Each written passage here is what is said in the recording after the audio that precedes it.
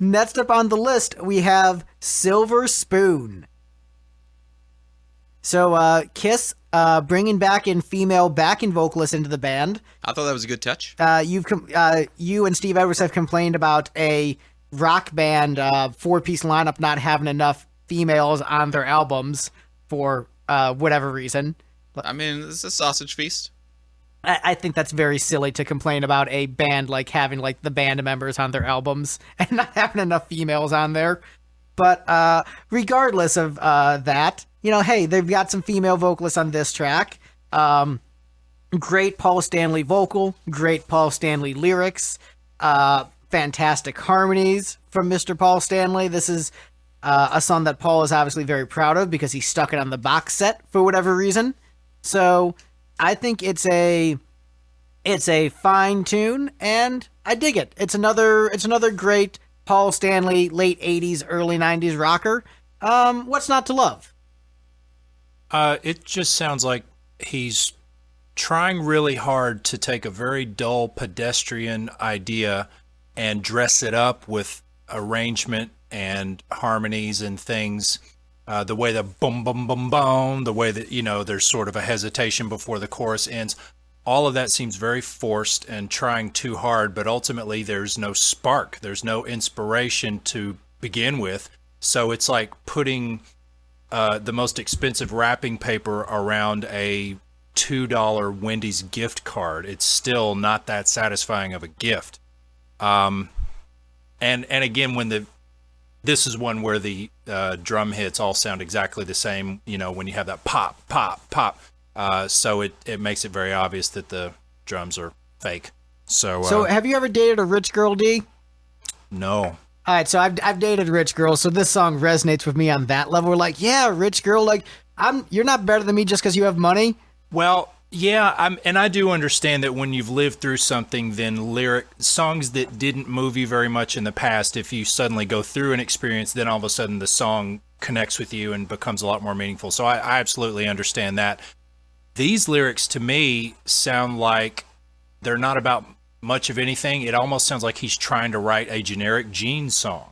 Like the lyrics are very much the way Gene tries to make a very empty, thin idea sound really heavy.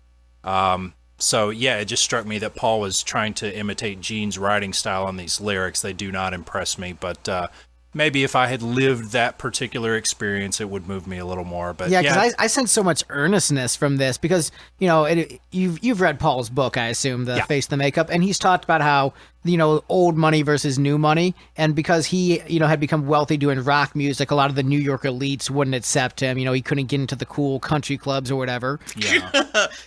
World's tiniest violin solo. Right, but you know, but it's still like the fact that, you know, America is supposedly this land of the free where everyone is equal, but we do have a class system. Yeah. We do have an oligarchy. We do have an upper class. We have an Olive Garden too. Right, we do have an Olive Garden too.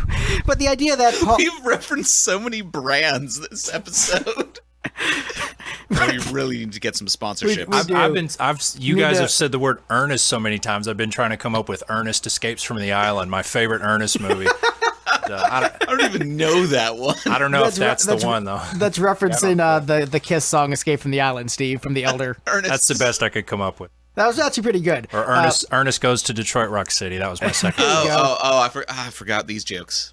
But we haven't done them in a while. What I would say is, because I sense the earnestness of the track, because of Paul Stanley being frustrated with the status of his birth, he is never going to be fully accepted in elite society. And that is, I think, something that, if you believe in American ideals, is something kind of frustrating, that no matter how hard you work, certain upper elites will never accept you because you're new money versus old money. And so him expressing that in song form, I can sense like sincerity from that, because I'm sure Paul, you know, was dating some rich chick whose family wouldn't accept him because, he made his money, you know, singing about his love gun, as opposed to just having it in a trust fund before he existed. So I got my love gun from a trust fund. Right. From Love Gun to Trust Fund, the new book by Paul Stanley. That's the Gene Simmons book, because Paul's a bit classier than that, let's be honest. In terms of writing books, at least. And Gene is not classy enough to not reference a Paul Stanley lyric. Right. And if there ever is another Paul Stanley book, it must be called Read My Body. You know what? I'd get it. The letters are very big, ladies. Yeah. Super giant because font. he's old and it's hard to read. But yet another joke about death, perplexing some, and just plain scaring most. But this, I sincerely love this track, and I think it is a fantastic tune. I don't like it as much as a lot of the other songs on the album, but I think this is a very enjoyable track. Yeah, Greg, I mean, I solidly, align with you on your position on this song. I get sincerity out of it. I get a genuine feeling from it. The lyrical content, musically, the melody and the tempo and everything. I get a lot of oomph and energy from it. It might just be going back to like my teenage days, but I get like a feeling out of the line, and you guys can call me a big cheese ball if you want, but just the line, Mama told me when somebody dies, no one else can take your place. Like, maybe that's silly, but like, that just means something to me for some reason. Because I mean, if you really think about it, it is true. And it's kind of like what you were saying, Greg, where, there's old money, there's new money. Sometimes people will never be accepted. But something about the way Paul sings that line, it's just kind of a reminder that really everybody is bringing something to the table, and there's value to that. I don't think that's the overall message of the song, but I just happen to really like that line. Just the song itself is super cool. I'm actually someone who is a lot of times not a big fan of random female vocals on like male rock songs. Sometimes I think it's just like, look what we did, and I don't always like that. I especially get jarred by it, and maybe I'm just being too much of a purist, but I especially get jarred by it when it's like a song that a guy is like singing to a woman, like, yeah, girl, I love you. And then all of a sudden you get these random female backing vocals, yeah, girl, I love you. Like, who are these? Women can't be wingmen? I guess women, it's not that women can't be wingmen. I guess I'm just like, are these chicks also in love with this girl? Like, when they're literally singing the line, it's not a duet. It's just like they're also singing to this girl. So like, is this like a polygamous relationship? I'm exaggerating, but I don't know. My point is, I don't always. A lot of times, I'm actually fairly critical of just random female vocals. I typically like my bands to be mostly self-contained. I'd like to see what the band can do on their own. But in contrast with this song, I think the big female vocal appearance is awesome. I love it on this song. It adds a lot to the song to me. It's not just like we have female vocals just because people do that sometimes. I think it makes a statement on this song, and it is used very effectively. Yeah, I mean, Populist Kiss, Paul Stanley singing about people being equal works better for me than Gene being like, I like money and I'm greedy. I can, you know what, this one I can more easily resonate with and insert myself in the character, where I still like Cadillac Dreams a lot, but this is a much easier POV kind of song. I like the guy who's angry at rich people more than the guy who is rich people. Right. I'll mention a stupid Michael misheard Kiss lyric in my youth on this one. Towards the end, Paul sings, because where I'm from, everybody's somebody. And for many years, I thought he was singing, because where I'm from, everybody signs on it. And I thought he was saying everybody signs on it. Like, yeah, everybody would sign off on this. Like, they would agree that this is how they feel. And I thought that's what he was singing. All right, so next up on the list, we have Prisoner of Love. Got another shuffle on the album, D. More shuffles. Yep. I mean, Steve knows my love of shuffles. Yep. Podcast listeners know my love of shuffles. Shuffles. Right, shuffles are great. Bruce Kulick did not want this song to be a shuffle. He said it should have been a straightforward hard rock tune because he envisioned it being like a Def Leppard-y kind of song that could have been a single. And I'm like, you know what? I love this as a shuffle, though. And I'm going to side with Gene Simmons over Bruce Kulick, which is weird to think about. That is weird. But, Yeah, I dig this tune. It's fun, it's catchy, it's got a great groove, great melody. I just dig this entire piece. I have a lot of fun when listening to it. I know that shuffles aren't for everybody. I'm an old person, so I like them. Steve is young and vibrant, so he doesn't resonate with this kind of stuff. I mean, I don't really notice shuffles. Oh, all right. Well, like, I don't have anything against them. It's just like, I have to. The rhythm section doesn't know what a shuffle is. Right. I sort of have to intentionally listen for like what the drums are doing if I'm not playing along with it and trying to figure out what I should be doing on the bass.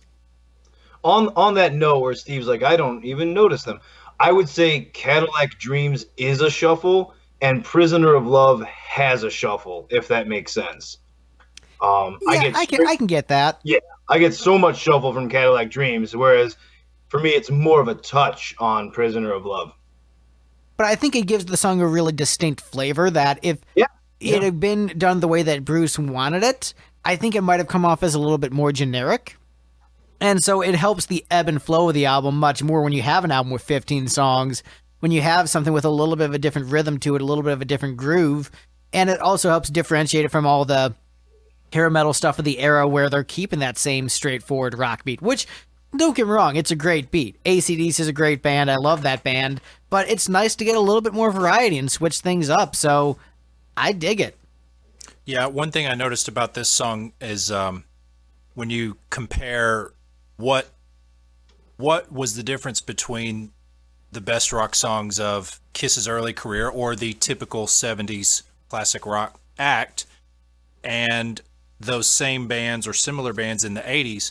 One thing that changed about the writing is that Kiss used to do more just random sections. Their songs had more sections where, maybe it was just the guitars doing some things. If you think about something like Black Diamond or something like that, where besides your verse, chorus, solo, and the bridge, you might throw in just a little, I guess some people would call it a channel section, where it's just the guitars doing something different.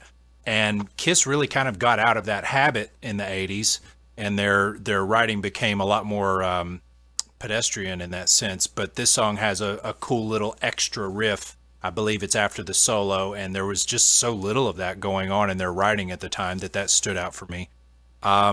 This is one of the ones where the can drums are very obvious because there's a lot of, snare hits sort of clustered together that all sound exactly alike. So that's disappointing, but, it does sound like Eric was actually playing the parts, so that's cool.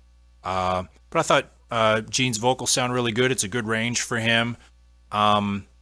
Seems like this was one of the ones where I felt like the bass sounded really warm and full. The bass tones on this album, to me, are way better than the drum sounds or the guitar sounds, especially. The guitar sounds are very boxy and small, to my mind. They do not sound like a loud rock band in a room. They sound very much like they were tacked on. But the bass sounds big and full and warm, and I think this was one of the songs where that struck me as having a good bass tone. But yeah, it's definitely in my top half of songs on this album. I like it pretty well. Yeah, Dee, I agree with you about what you said, where like it feels like this song has a little extra something. And for me, that's why I ranked it in the top half, and it's actually where I ranked it as my second favorite Gene song on the album. And before doing this podcast or before sending my ranking to Greg, if someone had come to me and been like, what's, probably like your favorite or second favorite Gene song on Hot in the Shade, I would not have predicted that it was Prisoner of Love. But when I was listening to it, I was like, I've always liked the song, but I realized I liked it more than I ever knew. I like the first riff it kind of kicks off with. It has some power to it, and I guess hearing that riff, I can hear maybe the direction Bruce wanted to take the song. But then, yeah, I like the extra little things on it. Like you said, that cool little part, I think it's after the solo, and a little bit of the shuffle feel to it. I dig the chorus. I dig the vocal. Overall, I just think it's one of the better songs on the album. I don't think it does anything prominent enough to stand out as an all-time Kiss song. I wouldn't even be like, this is a top 10 80s Kiss song or anything like that. But I feel like it's a secret pleasant, really strong, solid surprise on the album. It's I feel like there's a big difference between album tracks and fillers. So I feel like you have your hit songs, and then ideally you have a bunch of album tracks. It doesn't mean they're filler. It just means they're not hit singles. And for me, this would fall under what I would call a really strong, solid album track. You know what? I agree with that. I think that's one of the reasons why I hate Boomerang so much, that it doesn't feel like a solid album track. It just feels like a, mushy piece of shit. But yeah, this is a great album track, and I think the kind of song I'm looking for a deep cut from Kiss. I think it's great. Other than you not knowing what a shuffle is, Steve, did you have any comments on this one? I thought there was some good riffing on this one. This is one of those ones that I would generally call a pretty good middle of the road Kiss kind of song. Didn't really leap out to me as particularly amazing. Didn't leap out as particularly bad. I think it ends up in the middle of this album just because there is so much filler on this album. So would you call this an album cut, like an album track, or would you call this a filler track? I mean, on this album, I'd guess I'd call it an album track because it's like seems to be more well thought out than what I would call the filler tracks. But on most albums, I probably would call it filler. Okay. On Gish, it would be the lead single. I mean, it would be the catchiest song on Gish. Let's be honest, Steve.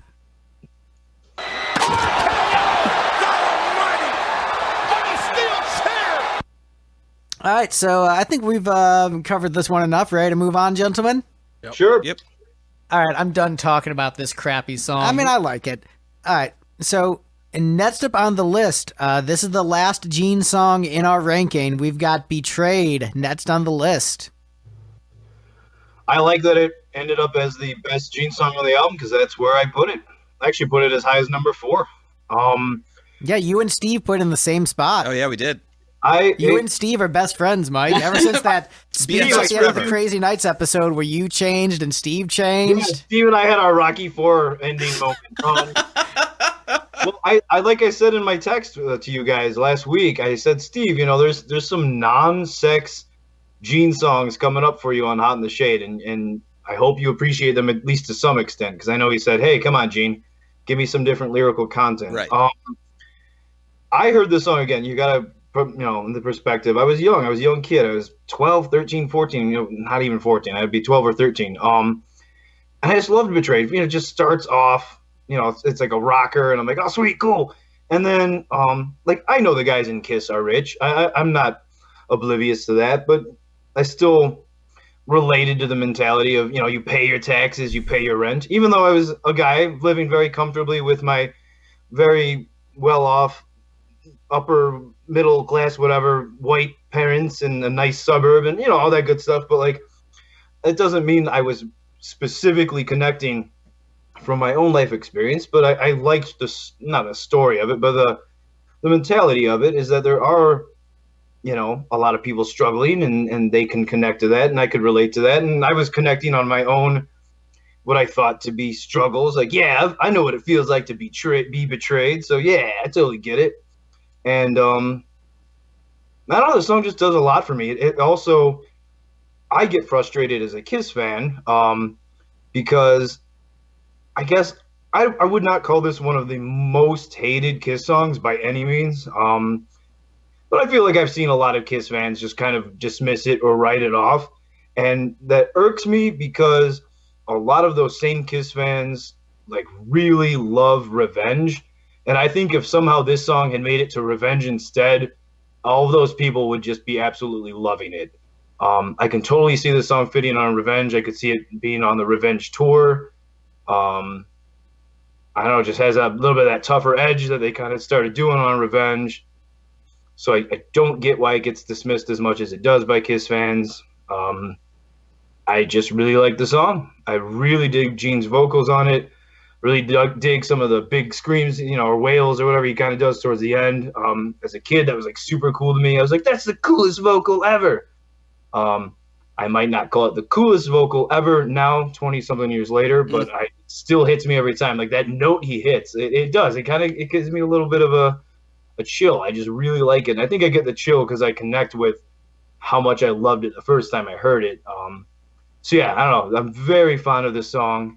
It's one of my very first memories of this album. It's probably the first song that like really stood out to me. When I used to listen to albums as a kid, sometimes I would get too excited and not even make it all the way through a song. So I probably like started listening to Rise to It and was like, okay, this is cool, but let me keep going. And then I think I just heard Betrayed at track 2 and was like, oh yeah, this is my stuff. And so yeah, very fond of it. I'm just picturing an alternate version where he's more honest in that first lyric and is like, you pay your mortgage, you hide your money in an offshore account in the Caymans. Well, he's singing from the perspective of his fans who aren't able to do that. He's taking the Bruce Springsteen approach of like, relating to the working man, Steve, Bruce Springsteen gene right here. I mean, this pretending to not be a millionaire. I'm channeling a not millionaire into my songwriting. I just like, I write a song by sitting down and thinking, what if I wasn't a million? And then I write from that perspective. Well, to Gene's credit, I think he actually does capture. This is a weird sentence to say, but I think Gene Simmons successfully captured working class angst in these lyrics, which is a sentence that you don't expect to say about a Gene Simmons song. For a man who's made his living dressing up in white makeup and leather for 15 years. Right. Well, not. Look, I can deal with like a glam person singing about blue collar working class issues, but Gene Simmons of all people doing that is a bigger gap, a bigger hurdle. But I think he does a good job with it. As someone who is paying like $75 a month in taxes and struggling to pay the rent because of it, yeah, I get it. Like it is frustrating, having this big tax bill and just trying to survive. While Amazon is paying no taxes, so that's kind of bullshit that I'm paying more taxes than Amazon. Yeah, but you're not creating jobs, Greg. Right, I'm not creating jobs. That's totally fair that I should pay more taxes than Amazon. That makes sense. My precious head! But beyond that, Gene captures that blue collar working spirit. It is so weird to say these words out loud. That black collar working spirit. To be fair, Gene did grow up the only child of a single immigrant mother. There's authenticity to it because he did live this. He did grow up poor and then become very successful. So it makes sense that he would have the survivorship bias that he does. Like, well, yeah, clearly the American dream works. Look at me. It's just that you didn't work hard enough. That's why you're not successful. It's not because I got really lucky and worked hard. It's only because I worked hard. But that said, I think it's a great song. You mentioned the falsetto at the end. I think Gene did really great with that. I think it's a great riffs, great chorus, very catchy, good energy, driving.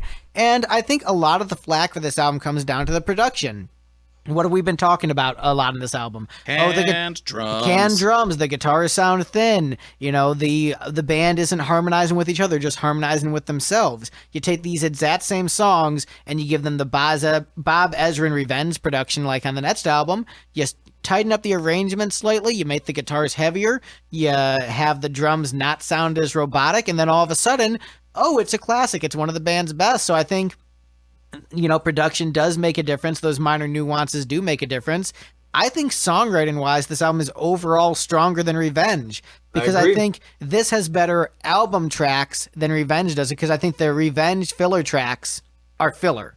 They're absolutely filler. They're not really great album tracks, but I think the album tracks on this are really fun, really catchy, and admittedly, Revenge is a harder rocking album. It's less poppy. It's harder to sing along to, so that's kind of the point of it, is for it to not be as catchy and to be more aggressive. But as a pop guy, I like the sweet spot they had on this album, and I think this is a fantastic tune. And D, you ranked it towards the bottom, so tell us why you hate it. You always do that. I mean, wait, isn't this the one that all of us put at like 6th, except for D, who put it at 8th? I had it at 4. Yeah, I just always skip it. I was looking at Prisoner of Love, my bad. It's interesting, I've noticed that you guys connect a lot more with the lyrics on this album. One thing Gene did a lot on this album and does a lot in general is comes up with a fairly interesting title, but then everything else is just a long string of cliches and easy rhymes. And so I think he cops out a lot of times in his lyric writing, and just he'll have basically one interesting idea and then just, glue it together with a bunch of uninteresting ideas. Paul doesn't do that as much. His lyrics are consistently better throughout the catalog. So, and I suppose in fairness, I would have to, pull up the lyrics on this one and read them to see if that's not the case here. But that's always been my impression of this song, and most of Gene's songs on this album is there is sort of a thin theme that, works on paper and everything, but he just always has to throw in really easy things like, ask me no questions and I'll tell you no lies. And, Someone needing all of the pies. Just... He reuses the same ones from album to album. I think there was that one In Your Face, that throwaway track from Psycho Circus, where he actually had Ace repeating the same dumb cliche in 2 different verses, and it's like, can we be any lazier? So anyway, that has always been my impression of this song, and just, I don't know, nothing in it ever grabbed me enough to go back and listen to it over again. So it was just typically one of the ones I would forward through when I had the album on. So, just can't say it ever left much of an impression on. What doesn't kill you makes you stronger. You're wearing everything you own. You bare your flesh and strip your soul. Underneath, you've got a heart of gold. Yeah, he's applying his cliches in this one. Yeah, but you know what? I resonate with those cliches. Like the cliches work together for a coherent theme that I resonate with. You must make a drop of that, Steve. But I like cliches. No, I resonate with those cliches. I resonate with those cliches. And when next time you do, one of Greg's favorite albums, instead of Greg actually talking, just play that on a loop. Just mash it a bunch of times. I resonate. Well, here's what you need to do. You need to take all the things that I say on a regular basis in this podcast and then just make those on a loop. So like how Gene has the same 5 lines. Like, Thin Lizzy is a great band. This is like the White Album. I like those cliches. Boomerang is a dumpster fire. Right, Boomerang is a dumpster fire. Those are the only 4 things that I say. Well, think how much he's been holding off saying Boomerang is a dumpster fire for all of these episodes so far because he doesn't want to give out spoilers. Yeah. So like just like all of since episode 1, just like Boomerang is a dumpster fire. It's really worked out well for Gene to have a 2-page Mad Libs book and write all of his lyrics off those same 2 pages, so I think it can work for Greg. Was that too. what he did with chord progressions for Boomerang? Just like, if I just put random letters in an order, it'll be a song. Take a Scrabble board and shake it up. Yeah. Yeah, so next week's episode featuring the role of Greg, played by a Markov chain. Yeah. 2 Markov chain references that I've made this week. I should probably calm down on that. I understood that reference. So any other comments on Betrayed before we move on? Nope. Right. All right, well, we are in the top 4. We're the cream of the crop. Or as Steve might say, the cream of the crap. So... I may or may not say that. I don't think I ever have, but I could see it. So, next up on the list is one of my all-time favorite Kiss songs. One of my favorite deep cuts in the catalog. I think it's a phenomenal, great tune. Immensely underrated. Next up on the list, we have King of Hearts. Now, do you say that just because you associate it with the video game? It's nostalgia might be a part of it, but this isn't just because I think about Donald Duck when I'm listening to the song, all right? This song just really makes me think of how Donald Duck won't frickin' heal. Right? Like, damn it, cast Cure, Donald, cast Cure. I have never played a single moment of Kingdom Hearts, but I know that Donald needs to cure more. He really does. But this is a brilliant, brilliant, brilliant Paul song, and I think it gets overshadowed because it's a sister song to Kingdom Hearts. Sorry, not Kingdom Hearts. It's Bit of a Freudian slip there. It is a sister song to Hide Your Heart in a lot of ways. Sorry. Hide Your Kingdom. Kingdom Hearts 3 is on the mind right now because they have the Frozen world and I've got all the hype. But, okay, so King of Hearts starts off with that really cool, like, 80s horror movie kind of riff. Yep. Goes into the verse, and it's another narrative kind of song like Hide Your Heart. Not as intense or dramatic, but still still like a, interesting story going on there. Beautiful romantic vocals by Paul Stanley, man of passion, singing his heart out. And you just feel the emotional intensity from this piece. Great dynamics, great builds. A really interesting chorus, like not what you expect, like in terms of melodic structure, but still very catchy. Just, I love all the different moving parts to it, and it just works so well as a piece. One of the best guitar solos on the album, but especially Paul's vocal, like man of passion, just belting it out, making full use of his great vocal chops with a great melody. Like, this is the kind of song where I am not a good enough musician to pull this off. You need to be a really good band to pull off this song. And these really romantic lyrics about a 32-year-old and his 19-year-old girlfriend. I mean, look, that...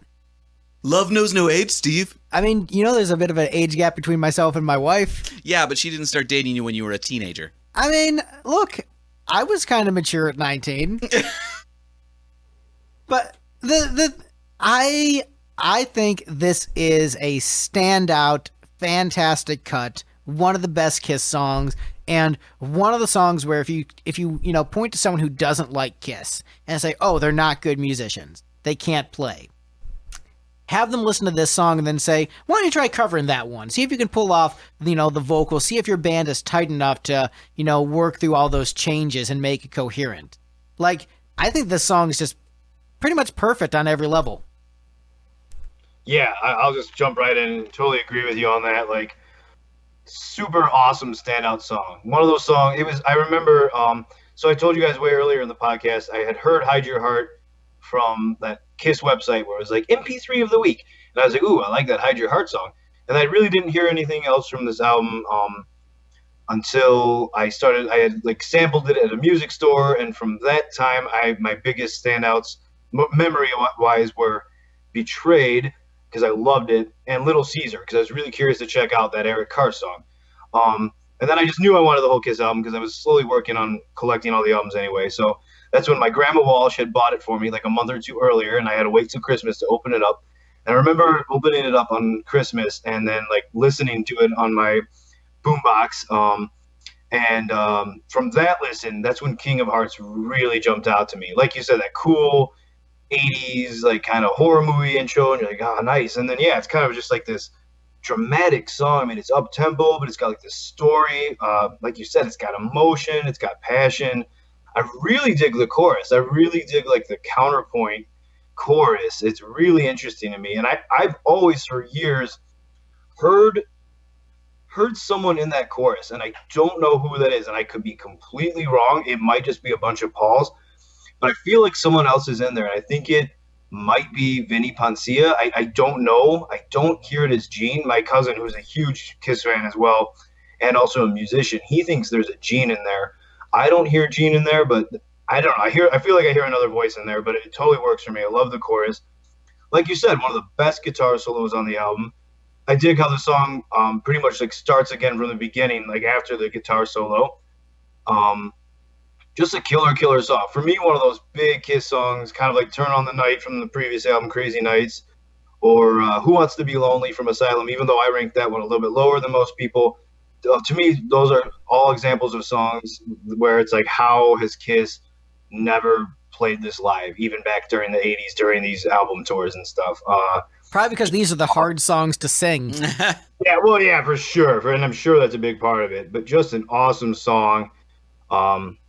Would have loved to have heard it as a single. Would have loved to have heard it just be considered like an awesome 80s song. I would love to, just hear this on rock radio still. Like, all right, now we're going to play that awesome King of Hearts song by Kiss that most 80s rock fans really love, because it's as good as most of those awesome 80s rock songs that most 80s rock fans love. And I wish it was as known as those. It's just, I love it. Great song. That's why I put it at number 1 for Hot in the Shade. Yeah, and Steve, you put this as your number 2, so obviously you liked it a bit. Right, so I wasn't paying that much attention to the lyrics. I was mostly listening to the music the first time through. But I was noticing that the chorus and the pre-chorus had really catchy melodies. The only real strike against it I had on my first listen was the post-chorus melody. Like, it got to that, and I was like, oh, this part of the song kind of sucks. But otherwise, I enjoyed listening to it. I think the post-chorus is great, personally. But, you know, Well, you can disagreements. be wrong like that. Ooh, ouch. So speaking of people being wrong about this song, Dee, you ranked the second from the bottom? Third, I Third think. from the bottom. Yeah. Yeah, and looking at my list, I feel like if I was going to redo the list, I might flip this, put it up a little higher, and put You Love Me to Hate You a little lower. But my main thing here is that the chord changes are really boring. There's nothing memorable. There's no hook as far as the riff or chords. And yeah, they put a neat little intro on it, but a neat little intro to introduce a boring chord change is still a boring chord change. I did notice that Gene did a little bit of his old school bass pattern in the pre-chorus of this song, and that was cool, and that probably was part of their trying to reconnect with their roots at this time in their career. The main thing I liked about this song is the harmony, the low harmony that Paul does, I guess in both the verse and the pre-chorus. I thought sounded great, and I feel like they really could have done a whole lot more of that type of, two-part harmonies throughout their catalog, but on this song, it sounds really good. I feel like the chorus is unmemorable, even though they dressed it up with some harmonies, and it's a nice touch, but once again, putting nice touches on a forgettable hook is still a forgettable hook. Polishing a turd. It's not a turd, but it's there's more polish than there is non-turd matter on a lot of these songs. I disagree. I think like the rhythm of the chorus alone, just the way the vocals work with the chords, I think is a fascinating hook and like completely an unexpected musical turn, especially for, Kiss. That's a very unconventional chorus for them. And as far as the chord progression, I mean, I don't mind a standard chord progression if the melody on top and the emotion of the song is working for me. I mean, you look at R&B, and a lot of that is following like the exact same chord progression each time. A lot of blues, same stuff each time. It's are you feeling the emotion from the track? Is it resonating with you? And I get that this doesn't work for everybody, but I think this is Paul Stanley, man of passion, belting it out, and it completely works for me in this track. Well, it just, if you compare it to a memorable riff, like once again, the riffs that Vinny wrote, or, some of their best songs from earlier in their catalog, like there's nothing rhythmically interesting about the chords here. They're just all on the one. And it just seems like a throwaway idea as far as the meat of the song to me. So dressing it up with a few arrangement touches isn't enough to make it a better song than it is. But I did like the harmonies, and yeah, his vocals do sound very good. So not a bad song, just not as memorable as their best songs by any stretch. Well, I would say, to counter that, I don't necessarily need, them to riff a lot during the verses necessarily, because sometimes that's not what's best for the song. So let's say the same exact song they decided to, make the rhythm a little bit chunkier and to riff around a bit more. I don't know if the melody would have shown as much. I think when I'm looking at a song, I'm looking at how the whole piece does for me, not just do I like the individual components? Do I like this riff? Do I like that part? So, like Flaming Youth, for example, has more riffing during the song, but some of those riffs I don't like and take me out of the song. And there's nothing in this song I dislike. Everything is gelling, working together, so it is a perfect listening experience. Is it, maybe as fun to play on guitar? Probably not. But is it more fun to listen to than a lot of Kiss songs? Yes, I would say yes. Steve is that interested. Oh, excuse me. I'm fading here. I talk about Kiss for 2.5 hours without starting to get a little bit sleepy, All right, well... This would be a great time to insert an endorsement from some kind of coffee brand. Right. Well, we got to get some sponsorship, Steve. Bulk coffee purchased off Amazon.com. It's the cheapest. Yeah, that's because they don't have to pay taxes. Right? They don't pay taxes or employees. Hey, So, any other comments on King of Hearts or Amazon before we move on? Oh, I actually will make a comment on both.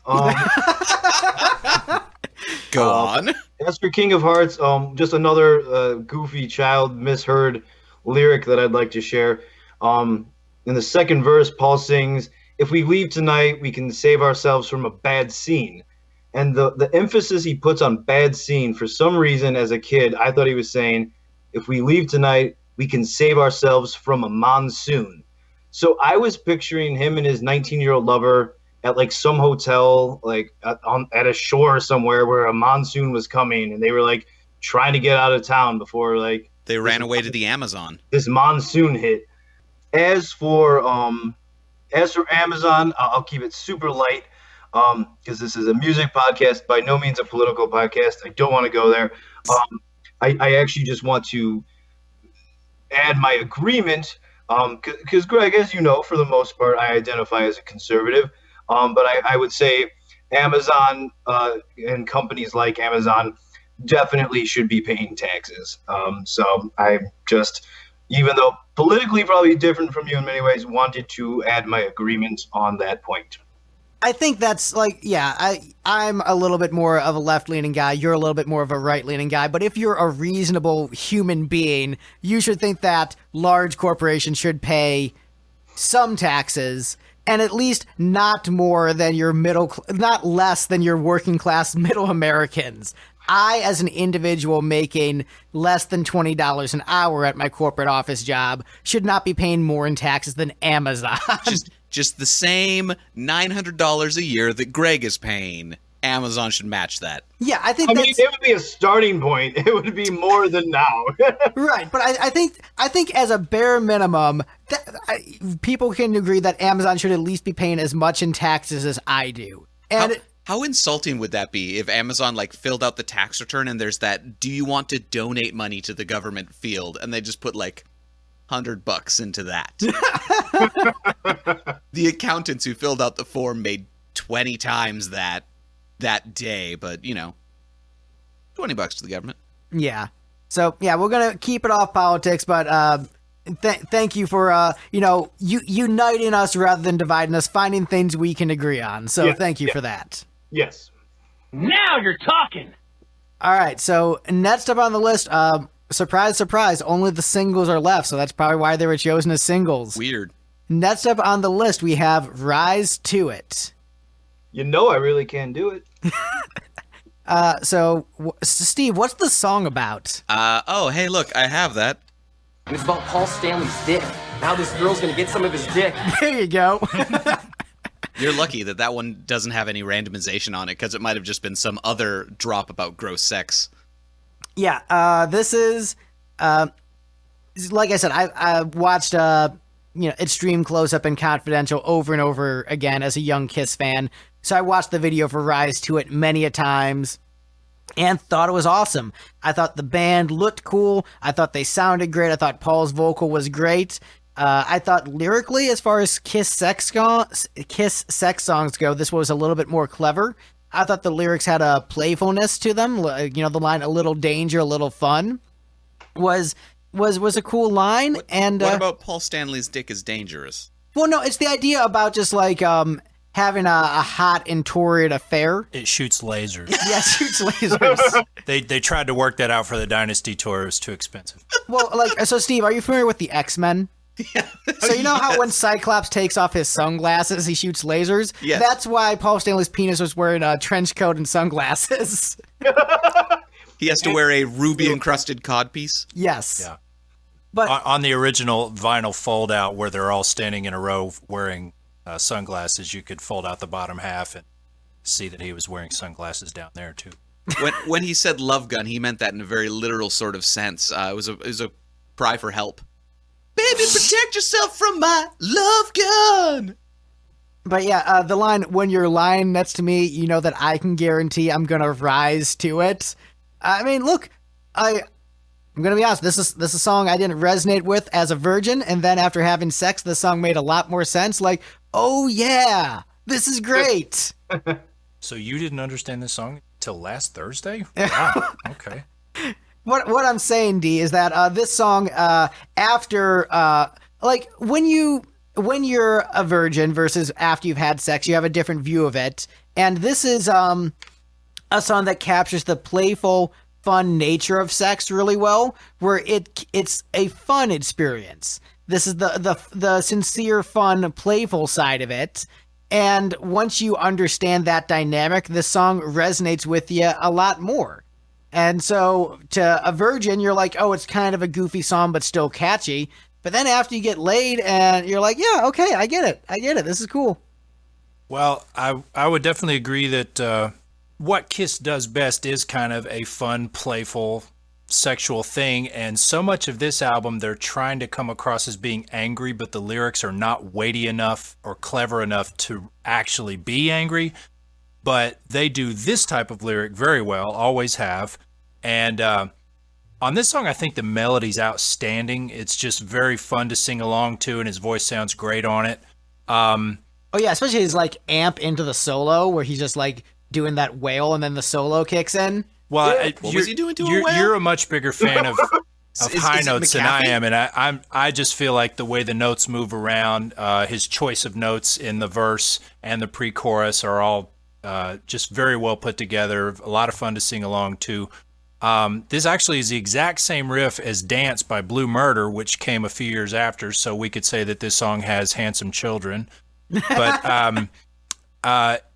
probably at the time, it seems like I remember people saying, this is just your same old generic Kiss anthem. But you know what? I still really enjoy listening to it, and if this came on the radio, I'd get very excited to this day. So, yeah, in some ways, it's kind of a standard Kiss mid-tempo anthem, but it's a very catchy one, and still like the riff, still like the melody. I agree that the lyrics are clever. So yeah, this to me is a definite standout and was a good choice for a single. It's too bad it didn't. I mean, to me, it's a more interesting song than Lick It Up. So who can say why one grabs the attention of the masses and another one doesn't? But I think it's a great song. I think one of the other things that works really well with this is Steve has gone on the record as saying he hates the blues. I think this is a very clever usage of a lot of blues tropes in terms of the musicality of it, but then they're doing enough interesting twists on the chords and enough interesting twists with the melody where it's using a lot of blues stuff in terms of its theory and like the progressions, but just the little inversions they're doing is taking it in a new catchy direction that makes it fresh and interesting while still obviously kind of a bluesy track. And so I think it's really impressive to like take the blues as that basis, but then come up with something that doesn't sound derivative like a bunch of other blues cuts. And also in glaring contrast to a lot of the songs we've already talked about, this does have some real nice tasty fills by Eric. So this is a good drum performance, especially compared to some of the other tracks. Plus, also in the music video, some dude is wearing like the 1989 Batman logo. So it's like, oh man, the year of Batman 89. Yeah. So, lots of great stuff to love. Steve, you hate the blues. How do you feel about this one? I just thought that Paul Stanley was so brave to talk so candidly about his erectile dysfunction in this song. Well, it's like he's limp unless there's a hot girl with him, which for Paul Stanley is probably most of the time there's always a hot girl with him. So actually he doesn't really have ED. So, I mean, that still would be a form of it, I guess, if you are... I only get aroused when I see something sexually provocative. If you only see hot girls, I guess. I mean, could make that case. But yeah, so Steve, you hate the blues. It starts off with a very bluesy slide guitar intro. Sure it does. But it doesn't stick with that. That's the trick, is little effects like that, I think, are a cool thing to add. If the entire song was just like a blues song, why can't I talk? Because I don't have any of that coffee. If it was the entire song was just a blues song, I would probably find it pretty boring. But they do a good job of avoiding the most obnoxious tropes of blues, i.e., the 12-bar blues pattern. That's really the thing I hate, is 12-bar blues. Steve, you and I are definitely having another Rocky IV moment. I am really overall not a blues guy, and I oftentimes hate how a lot of my favorite rock musicians are like, oh yeah, it's all about blues music, and really back in the early days we were just a blues band. And then I listen to those bands' first albums and I'm like, no, you really weren't a blues band. You played more than 3 chords. Don't try to use that to justify doing your blues cover album now. Like if you're gonna do a blues cover album, just do it. But don't be like, well, really, our first 4 albums were all just blues albums. No, they were rock albums, and that's why I love your music. Like, don't pretend to be something else. I like how throughout the podcast, you and Steve are becoming better and better friends. Like, Yeah, you both love we're- crazy nights. You both hate the blues. You both love Jesus. You guys should be best friends. Yeah, we're eventually going to Kick cut me you out. of this. Yeah, we're gonna kick Greg out. And Yeah. But yeah, Rise to It. It's a great song. It's fun. It's catchy. It should have been a bigger hit. It ticks all those awesome '80s boxes. It's a song where really I think if I played it for most people who dig '80s rock, would love the song. It just didn't get the mass play, so a lot of people just don't know it exists. As for I have some live visions for it or whatever. It was a song that they played on the tour, but I'm a big guy where I like, for the most part, when the first song on an album can be the first song of the concert for the tour that goes with it. I think that's cool. I think that was especially effective back in the day when people still bought albums and listened to new music and stuff, and stuff like that. Rise to It was just kind of in the middle of their set. I think it would have been super cool because they weren't even doing the classic "You Wanted the Best, You Got the Best" intro on this tour anyway. So my fantasy is they're playing that bluesy guitar intro. The lights are still off, but everyone starts screaming and cheering, and then it'd be super cool when the song kicks in. Put on the lights and then have the big show and everything. And then I think there's a super cool part later in the song when they sing "Get Up, Lights, Camera, Action." I think that would have been a really cool part to do something fun with the lighting at the show. So again, this goes back to kind of what I mentioned, I think, starting last week, where my fantasy universe, where Kiss is a way bigger band, and it's everyone loves Kiss, and I'm living in England because that's where they love Crazy Nights. So yeah, somewhere in that world, Rise to It is a bigger hit single. It's the first song of the Hot in the Shade tour. They're doing cool lighting effects, and people are loving it. And that's like the kind of Kiss world I live in my alternate fantasy universe. But yeah, just a great fun song. Again, totally should have been a late '80s hit. Super awesome Kiss song. Was this the last album before Bill and Ted's Excellent Adventure came out? Yes.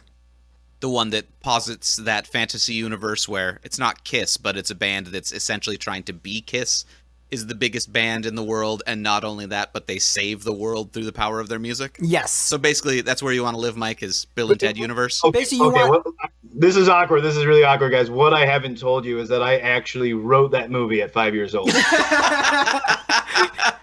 I mean, nothing to be ashamed of. It's a good film. Yeah, I mean, Wild Stallions, bro. So, just because I know all the Kiss nerds listening to the podcast are thinking it, yes, the Hot in the Shade tour was really cool. The Leon the Sphinx was a cool stage setup. The lasers were cool. The set list was great. It was probably one of their best live tours ever. Steve hasn't seen footage of it, so I'm not going to go into it too much. But yes, you nerds, we know about it. It's cool. So just acknowledging that. Opening with "I Stole Your Love" is awesome. Don't get me wrong. That makes a killer opener. It totally works. I'm just saying I'm the kind of guy who likes, like, hey, we have a new album out, and this is the killer first song from it. Yeah, I feel like I had to at least acknowledge the tour because I know everyone listening to this podcast is like, but the tour was really what was awesome about Hot in the Shade, not the album. Like, yeah, okay, whatever. For me, it's both. I'm one of the rare who loves both. So yeah, I think the tour footage is great. I think it's awesome. But not talk about the tour, talk about the album, but had to at least acknowledge it since people cite this as one of the best Kiss tours ever. Yeah, Steve, exactly. You might not know that, Steve, but yeah, most Kiss fans rank this album pretty low, but rank the tour as one of their best. Even like 70s Kiss fans, yeah. Yeah, even 70s Kiss fans think this was a rad tour. All right, well, we are at the number 2 song on the album. One of my favorite Kiss songs. I voted this as number 1. We have "Forever" next on the list. So this song is very special for me for a lot of reasons. But the big one I want to comment on first, that this has my favorite guitar solo of all time of any band. I Nice. think this, when people hear that about me, they're a little bit surprised because they expect something a little bit more rocking or a little bit more intense. They don't expect an acoustic guitar solo from a power ballad. But I think what works so well about it is that it's the right combination of emotion, composition, and complexity, where just everything is perfect with Bruce's playing. I think I feel the emotion, I feel the sincerity from the piece. It's very well composed. There's a melody, there's a story the solo almost tells. It builds to this crescendo that just makes you feel even more emotion from the song and just build into that next chorus. And I just think it is just absolutely brilliant. The song is, kind of another fun thing about it is that it slowly weaned me into being a Michael Bolton fan, where grew up in the 90s and you just assumed everything Mike Judge said about music was accurate. So when he said, oh, Winger is a shit band and Michael Bolton is shit, you believe him. And then you listen to Winger, like, actually, Winger's really good. I don't know, man. And then I listened to Michael Bolton and like, you know what? Blackjack's a really good band and Bruce Kulick is playing with him. And oh, shoot, Fool's Game is really great. And you know what? His ballads are really good too. Never mind, Michael Bolton's great. Mike Judge, you're full of shit. But this song, co-written by Paul Stanley and Michael Bolton, two powerhouse songwriters, and as someone who's analyzed the songwriting of both, it's fun for me to pick apart which parts I know are Paul and which parts I know are Michael Bolton in terms of like the melodies, just because I've recognized their melodic patterns so much and saw the way they worked together to create this beautiful song. And yes, one commentator on VH1 made the joke of, oh, Kiss singing about a long-lasting monogamous relationship. Yes. And especially since, Paul eventually divorced the woman he was with at the time of this song. Yes. But that said, brilliant vocal from Paul. Eric Carr is beating the hell out of the drums on this track, giving a great performance. My favorite guitar solo. Great melody, great lyrics, magical piece. I'll admit the first time I heard the song, I didn't quite understand it because I heard it on the Very Best of Kiss compilation, which was mostly their 70s stuff, and then the production of this song was so different, and it was a ballad, so I didn't quite know what to make of it. But I've since fallen in love with the song. I think it is a brilliant song and worthy of being one of the highlights of the Monster Ballads commercial. So one of the best power ballads, one of Kiss's biggest hits. This is like a top 3 single. This was a huge song for them. So, I mean, phenomenal song. Yeah, I love it. Well, Yeah. Sorry, go on. I was just going to pretty much second all of that. I think all of the individual performances are among their best, even though I believe this is a Bruce Kulick bass line, but it's a great bass line. It's one of Eric's best drum performances. It's one of the best guitar solos in their catalog. And you haven't heard me say a lot about Bruce's solos because as much as I think he's a very nice professional guy and very, very competent as a player, his solos didn't often grab me on an emotional level the way Ace's would have. But this one does. It's a beautiful solo, very well constructed. But really, just on every level, the arrangement of this song is creative, from the intro and the way the instruments come in one at a time, and then the way the outro works is very creative. This album was sorely lacking in that kind of thing, arrangement-wise, but this song did it perfectly.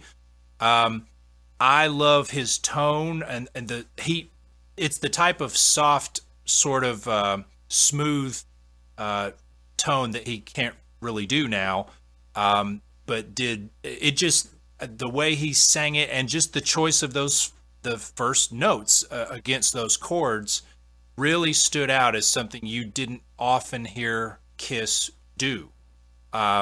It's an unusual note to start off your song on compared to the chords. And it so just stood out the first time I heard it, and I probably immediately played it a second and third time the first time I listened through to this album. This is one of those songs, if you like to play drums for fun, not necessarily as a professional, but if you can get this song down, makes you really proud of yourself. Maybe I'm just speaking for myself, but I love to play along with this song. The fills are very clever. But yeah, I'm a huge fan of it. It's hard for me to say it's their best ballad because I Still Love You is so gosh darn good, and Sure Know Something is so good. And you know what? So is Beth. That's right. But it is. I might have to. I was gonna say it's a top 5 song, and once I started thinking through them, maybe it's a top 10 song. I don't know where it lands, but to me, it is one of their best songs. It's towards the top of the catalog in terms of quality, performance. You know, one of their best videos, a super classy video. Yeah. I mean, all around, this is a home run. For an album that a lot of people consider to be a mixed bag, most fans consider this song to be a home run. And well-deservedly. So, Steve, time for you to be the shit heel. Right. So this is why I'm generally not considered an expert by this panel. I ranked this one pretty well in the middle. I think just by this point in the album, I was starting to notice how many tracks reminded me very strongly of other music that had come out earlier. And the vibe I got from this one was Glass Tiger's Don't Forget Me When I'm Gone, which had come out 3 years earlier. Yeah, I don't really see it in terms of the melody or the chord choices and the way they intertwine with each other. Like I don't really see it. Yeah, the pre-chorus of the Glass Tiger song. That's the vibe I got. So I think I just docked it points for that. Really. Yeah, that was generally my take. It was a fine song that seemed to be wearing influences on its sleeve. Yeah, it's a Glass Tiger and it's on its sleeve. But come on, you should love this. You watch that Monster Ballads commercial all the time. Yeah, I don't actually remember this song from Monster Ballads commercials. They would only play the chorus, the "It's Forever." Yeah, I don't. So the fact that it was in those commercials retroactively justifies me ranking it pretty low because, yeah, honestly, I don't remember it from those commercials. Dang. So clearly it doesn't stand up to the other Monster Ballads. Oof. All right, so Mike, how do you feel about Forever? Yeah, well, after you spoke, Greg, I was going to kind of jump in and be like, I second that. And then since Dee got to go, I will say I third that because, yeah, it's just a phenomenal song. Phenomenal song. I kind of really slurred that. Yeah, I love it. I mean, it's okay. Skype issues have made you sound a little bit drunk for about half the podcast. Oh, shit. Okay. Well, how else that's why I'm becoming friends with you, Steve. I had to turn to the bottle, you know? That's the only way you can stand being in Steve's presence. Right. Alcohol. And this time around, too, was with your hatred of Boomerang. I had a few shots during the break. No, but it's a beautiful love song. You know, to get really cheesy on you guys, it's like one of my top 3 love songs, probably my favorite Kiss ballad. And for me personally, I love the message because, you know, I'm kind of the guy right now where in my life, you know, I've had some bad relationships and part of me is like, I don't think that every person in the world needs to get married. But part of me is like, I'd like to be proven wrong and meet that person who I'm like, I actually want to marry this person. And I feel the lyrics of Forever with, you know, where I kind of wasn't sure how I felt and now I'm here. So I like that message as opposed to just how a lot of ballads, which I also enjoy, are just kind of straight up love songs, which is great, which this is too. But I like that little bit of yeah, it wasn't always this way, but you got me there, babe, kind of thing. Again, I mean, you can't say enough amazing things about Bruce's guitar solo. It's class, it's musicianship, it's beautiful, it sounds great. Yeah, Dee, like you said, great bass line, which, yeah, it was Bruce playing. The bass works on it. Yeah, I love the drum fills. I'm not a drummer, but I think that, you know, just as a fan who likes hearing music, yeah, there's this awesome drum fill that Eric does in the second verse that just totally sounds cool to me. I don't know if it's complicated to play or not, but as a non-musician, I just love hearing it. It's just all around a great song, and it's actually one of those rare cases where we're getting closer to like Mike Walsh fantasy territory level, because it was Kiss's biggest, highest charting song in a long time. And if I'm not mistaken, I think it's their second highest charting song in the U.S. after Beth.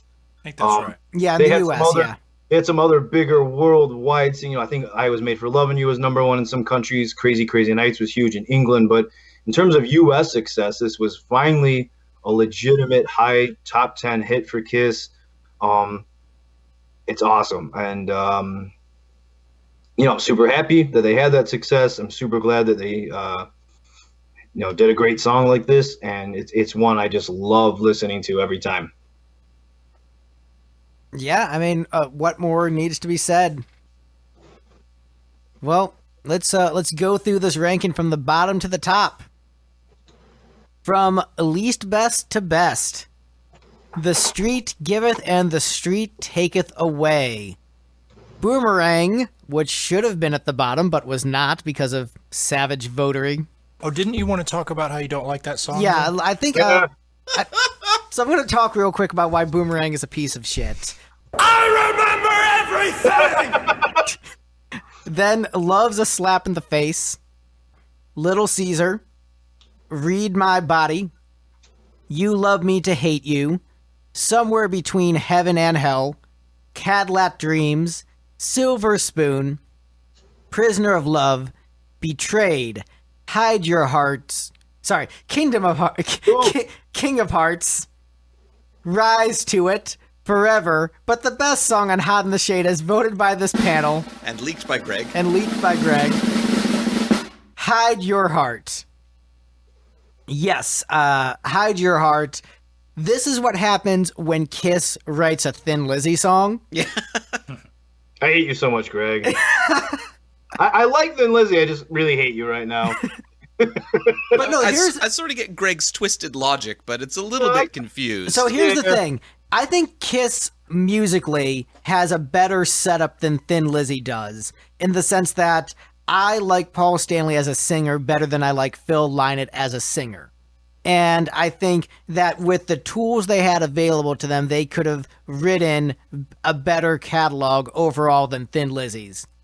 And Hide Your Heart is an example of the potential that Kiss had to go in that direction, where you've got a fascinating narrative, you've got great vocals, you've got a great arrangement, just the different parts.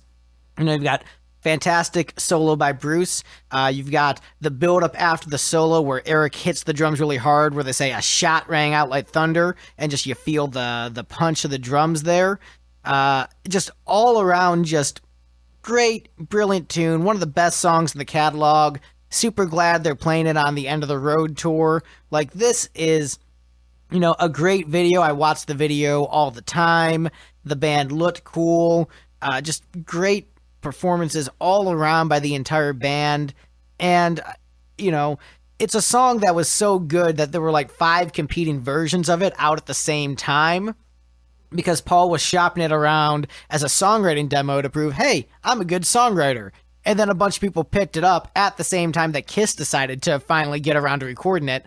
So you had Bonnie Tyler doing a version of it. You had Robin Beck. You had Molly Hatchet doing it. And you even had Ace Frehley doing it. And Ace did not sing it nearly as well as Paul. All within the span of like a year, 2 years tops. Yeah, all within a short time frame. So I think that probably hurt the song as a single when there were 4 other competing versions of it out at basically the same time. But I think that speaks to the quality of the song, where everyone wanted to jump on it and record it. And it's a shame that the song had that fate. And, I like the other versions. Like, I think Bonnie Tyler's version is great. That's the one that Wikipedia cites as the canonical version. Yeah, well, that also was the title track off that album. I think it was called Notes from America in the UK, but then in the US it was called Hide Your Heart. And look, no, it was the... Oh, yeah. But I love me some Bonnie Tyler as a big Jim Steinman fan, so that goes well on my Bonnie Tyler playlist. Like, okay, I'm out of Steinman songs, but here's a Paul Stanley song. But this is just a great, great, great song, and it shows, for me, this is like one of the big, crimes of wasted potential in Kiss's catalog, that they could have done more songs like this. And don't get me wrong, I love the songs that I have from Kiss, and I wouldn't want to necessarily trade them for different songs. Like, I still have a lot of fondness for the catalog, but, I would be lying if I said I didn't want them to do more stuff like this, because this showed that they could do it and could do it so well. And, I mean, this is just a phenomenal, another home run knockout song. So I think it's great. and it won. So obviously, the rest of the panel sort of agrees with that to a certain extent. I mean, Steve, you ranked this as what? Your number one. I ranked it as number one, yeah. So because it had he clearly tried on the lyrics, and that's impressive to me. Is this is a song that he actually put forth the efforts to, for the most part, write really meaningful and intriguing lyrics, and have, they have narratives in some of their songs, but they all tend to be fairly vague, where the narrative just sort of sets up the scenario but doesn't actually talk about what's going on at all. Whereas this one actually has a real story that it follows. The Americana vibe is kind of a cool thing for them to do. So I can see where Greg's coming from with the Thin Lizzy comparison, where it's a story about star-crossed lovers. It's got an Americana vibe. That's basically what Thin Lizzy did, except it was Irish Kana, whatever you call that. it was Irish Kana, but they were still singing about America in all the songs. It's true. So basically, this is a Thin Lizzy song with a better vocal and without twin guitar harmonies. And yes, Elephant in the Room. I think the pop section of the chorus, the ahs, the hey hey heys, and the do do do's. I think those are catchy and fun, and I like that they were able to. I don't know. It helped lighten the song a little bit, where it made it a really accessible, catchy pop song. And so it showed that you can have your cake and eat it too. You can have serious lyrics, but still have great pop hooks. And, because Kiss, loves that retro pop so much, I completely bought it as part of the album, as part of the song experience. So it completely works for me, and I think it's great. Yeah, I mean, oh, no, go ahead, Dee. Well, I talked over you last time. Go ahead. Okay, well, thank you, sir. I was just gonna say, Greg, you kind of beat me to it, but very rightfully so. Where you mentioned that, including Kiss, a total of 5 artists did this song in a very short period of time. And I was gonna say, for me, that's a little bit of vindication for the whole Mike Walsh fantasy Kiss is the greatest band of all time world that I live in. Because clearly so many artists and producers and record labels heard the amazing potential of this song. It's not just something where I'm I like it. Clearly a lot of talented, successful people heard it as a great song as well. And it's such a shame that none of the versions are truly big, legitimate hit singles. And Steve, again, we're having a nice Rocky IV moment. Unlike you, I really do love a lot of the sex Kiss songs and everything. That still just totally works for me. At the same time, I love the story of Hide Your Heart. And it's like I said way back in the beginning, it was the first song I heard from the album. And even as a kid, when I heard the story of it, I'm like, oh yeah, that's interesting. That's different for Kiss, but I really like it. And it's just super cool. It's super enjoyable. And yeah, like you said, Americana, that's great. Greg, you mentioned the na-na-nas and everything. It's just catchy. It's singable, but it's got a story. It's actually got a dark story. It's it's a song where someone dies, but it's a great song. And yeah, super cool that Kiss has been doing it in recent years. It's one that I never would have expected for them to ever pull out. And I think they started doing it back again in 2012 is when, I don't know if I'm not mistaken, when they first started doing it again. And it's just cool. It's just really cool that that's getting play again. Yeah, I can't say enough great things about the song. But yeah, also, I'm sure I'm biased, obviously, as a huge Kiss fan, but I would say it is my favorite version of the song. Compared to all the covers, but I would agree with you on that. I think it is the best version, and I think it comes down to Paul understanding the song the best because he wrote it. Exactly. Weird how that happens. You hear the most passion from it, but it's cool to hear some of the other things done in the songs. Not to shit on Molly Hatchet, theirs is probably my least favorite version, but it's cool in a way that so many artists did it. That's not normally how I would want music to work. I wouldn't be like, 5 bands should do the same song every year. It's kind of weird and different, but I mean that's how popular music worked in the 50s, wasn't it? Well, true. Yeah, you're right. Yeah, so this is it's a lot weirder in 89/90. Truly Americana, going back to the 50s. Yeah. Okay. Yeah. No, I guess that's all I have to say. Thank you, Dee. Well, I'll say that I like it in spite of it being a story song. I think having grown up in Nashville, I've heard so many songs that attempt to tug at the heartstrings by talking about some fictional stupid kid or some fictional single mom working at a diner that doesn't exist, that it's very hard for me to be moved by story songs. I find them corny as all hell. However, maybe the reason it doesn't bother me in this case Because is, it's Kiss. well, the video was so great, and I actually think Hot in the Shade was as much a return to form visually for Kiss as it was musically, because they looked so cool on this tour and in these videos. It wasn't, I don't know what they have against color, but they decided after this point that it's all got to be black and chrome, and that's all it will ever be. But I'm a fan of color, honestly, and the Hot in the Shade tour was very colorful, and I just thought that, you know, the clothes they had on looked very cool. I think it's quaint now that the version of this video has some of the gunplay edited out, because now we've got shows on Netflix with people's faces literally being carved off, and nobody seems to have a problem with it. But at that time, everybody's like, "Oh, don't show a gun, our children will die." So I think that's ridiculous. But the original edit of this video, to me, it probably is their best video. I've always loved it. And it was just very exciting to me when this came out. As a Kiss fan who was surrounded by people who didn't have much good to say about Kiss, and I heard mostly critical things about them for the early part of my career as a Kiss fan. But to me, when this came out, and then later on when Unholy came out, when those two videos premiered, I was just so excited about, not only am I going to love this record and this new music, but it's so undeniably good that I know other people are too. And that's always kind of exciting to see the beginning of a new successful chapter, which, as Greg mentioned, it ultimately maybe was more successful for the tour than for the album, but boy, was it ever a great tour. I certainly loved it. I dig on this in the verses how Bruce is playing higher up on the neck, and it's just variety. I'm big on variety, and so much of the guitar arrangements and the chord structures on this album are very pedestrian, very predictable, and not particularly memorable. That just a little touch like that, just mixing up the arrangement, that little bit to me was cool. And also the way the solo is kind of a faux dual solo. They made it look like in the video that Paul was playing the other half, and I don't think he does that live, but he should, because that's cooler to me than one guy and it's playing not hard the whole to thing. play. That's right.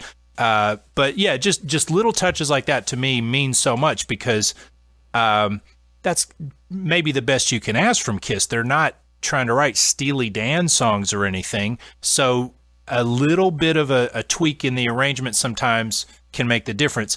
As I said before, it's not enough to make a boring song interesting, but if you have an interesting song like this one with a great melody, then just putting that little extra bit of sauce on it just takes it from being a very good song to being a great song. And I do think this is a great song, and another good drum performance. I always liked when Eric put a lot of toms in there, and this song has a lot of toms, and that makes it very sort of heavy and sort of a primal sort of energy to it that's really powerful.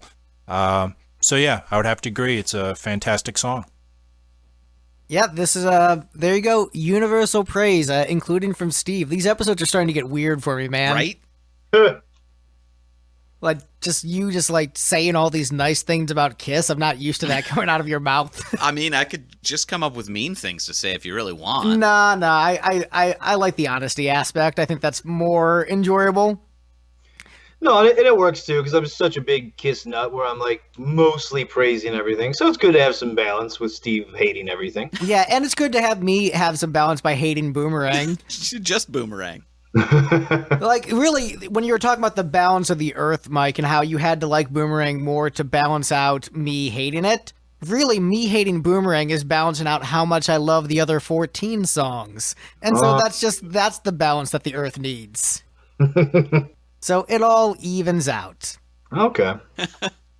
But yeah, there you go, Internet. That is our ranking. Were you guys happy with the ranking? Surprised by it? Biggest thing I was happy with was King of Hearts ranking so high. That was, it's one of my favorite Kiss deep cuts, so seeing that rank so high was very cool. Well, you guys pointed out a few things about some of these songs that I'll pay a little more attention to now that might make me appreciate some of them a little more. And hopefully I pooped all over your ability to like some of the other songs. Hopefully you have something to listen to other than that snare sound, D. Oh, Lordy. I hate it now. And I didn't know enough about music when the album came out to hate it, but now I do. Yeah, and also, another shout out to the late great Eric Carr, last album with Kiss. I think very unfortunate he didn't get to do more lead vocals with the band. I don't think Little Caesar was the best song he could have contributed to the band because, listening to the Rockology stuff, I think he had better songs that would have been. Yeah, I agree. Would have ranked much higher in the ranking. So it's I think they might have intentionally picked one of his weaker songs in order to not have him stand out so much against their stuff. But yeah, just shout out to the great Eric Carr because Kiss fans love him and he was a great musician and from what I hear, nice guy. So shout out to that dude.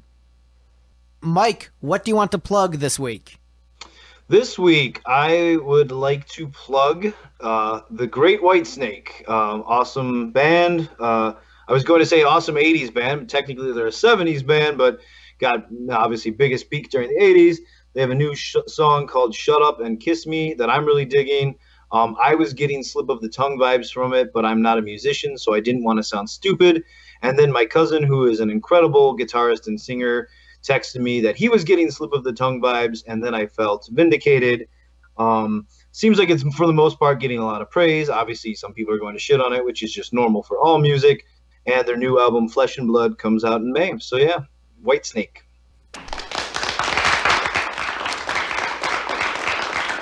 Isn't your cousin the guy from Love Blast? Yeah, he's he's basically the David Coverdale of Love Blast, where he's been the only musician, overall musician. In fact, fun fact about Love Blast, they have one album and one EP. And other than my cousin, there's only one other guy who appears on both releases, and that guy is me. Well, there you go. But yeah, Love Blast, also a cool band. Check them out. Like, cool kind of retro hard rock. So if you're into On the Shade, you might like Love Blast.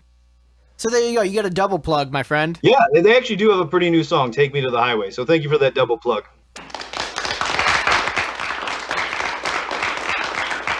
And Dee, where can people find you on the internet and your excellent music, which has all kinds of different arrangements and complexity, unlike this album? Well, thank you very much. I appreciate that. Sounded really backhanded, Greg. Well, no, it's commenting on how that's one of his goals as a musician is to make his music a little bit more complex. But to his credit, it's still catchy. So yeah. Well, let's see. The album Contramundum came out a few months ago, and it's available everywhere that you buy music. For the four of you in this world who still buy music, you can download or get it on CD at CD Baby and iTunes and Amazon and everywhere else. But don't buy it from Amazon because they don't pay their taxes. Good point. No, buy it as long as you buy the CD. But really, just buy this man's music. I would very much appreciate it. In fact, I got a letter. The RIAA has certified it balsa wood. So shout out to me. We've sold literally dozens of copies. And of course, I've always got my irons in many fires working on my autobiography, which will be called Well, That Didn't Work. And as always, I've got my white wine blog called Who Sharded. Thank you very much.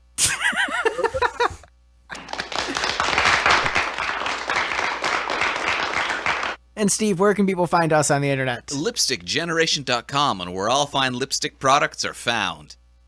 Also, wherever you downloaded this podcast from. All right, well, that's our show. Bye, Internet. Bye-bye. Bye.